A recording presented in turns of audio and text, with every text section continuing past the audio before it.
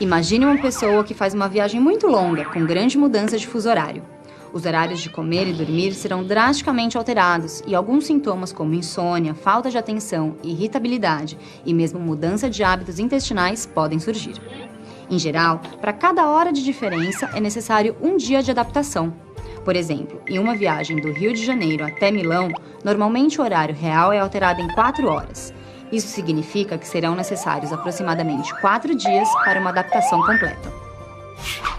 Os horários têm relação com o movimento de rotação da Terra, que determina os dias e as noites. Veja, quando numa determinada cidade o Sol está mais alto no céu, a gente diz que essa cidade está no seu meio-dia solar. As cidades que estão localizadas no mesmo meridiano têm todas o meio-dia solar ao mesmo tempo. Isso significa também que elas têm o que a gente chama de mesma hora verdadeira ao longo de todo o dia.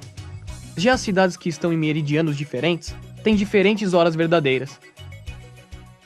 Bom, mas se para cada meridiano a gente fosse ter uma hora diferente, ia ser uma baita confusão de horários. Você pensou muito bem.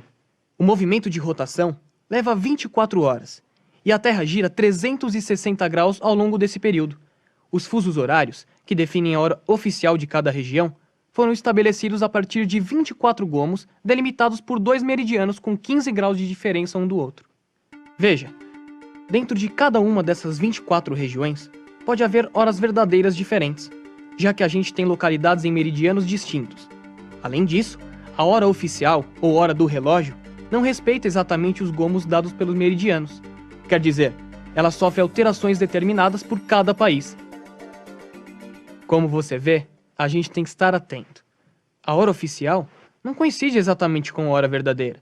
Por exemplo, o meio-dia solar nem sempre acontece ao meio-dia, quer dizer, às 12 horas. Certo, mas antes da gente continuar, será que você poderia me explicar por que na maioria das vezes eu vejo fusos horários representados em figuras como essa, e não no globo terrestre como você me mostrou? Mas veja, os meridianos ficam representados como retas verticais paralelas. Por isso é que a projeção de Mercator é a mais utilizada para representar os fusos horários. Puxa, isso é bem interessante, detetive. Pela figura que você me mostrou, dá para perceber que partindo do meridiano de Greenwich em direção ao oeste, cada vez que a gente passa por uma dessas linhas divisórias e muda de faixa, tem que atrasar o relógio em 1 hora. No sentido contrário, se a gente parte de Greenwich e muda de faixa em direção ao leste, tem que adiantar o relógio em 1 hora. Exatamente. Assim, Milão vai estar uma faixa ao leste da faixa que contém Greenwich. Nesse caso, o fuso horário é indicado como GMT+1. GMT é a sigla para Greenwich Meridian Time, em inglês.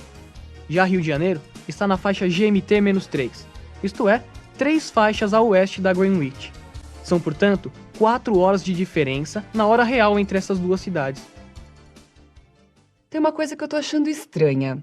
Para atingir o meridiano oposto ao de Greenwich, a gente pode caminhar tanto para o leste quanto para o oeste, mudando de faixa 12 vezes. E aí a gente vai ter 24 horas de diferença ao atravessar este meridiano? É por isso que este meridiano oposto ao de Greenwich é chamado Linha Internacional de Mudança de Data.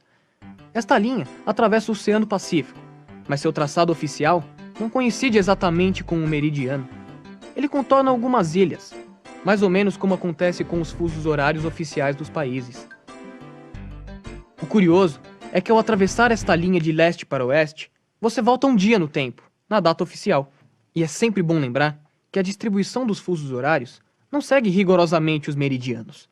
Como eu já disse, os fusos dependem das fronteiras dos países e também de questões políticas.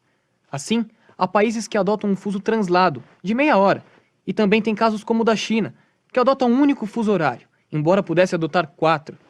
No Brasil, são adotados atualmente 3 fusos horários, e a divisão oficial desses fusos é pautada pelos limites territoriais dos estados, de modo que também não coincide com os meridianos defasados de 15 graus.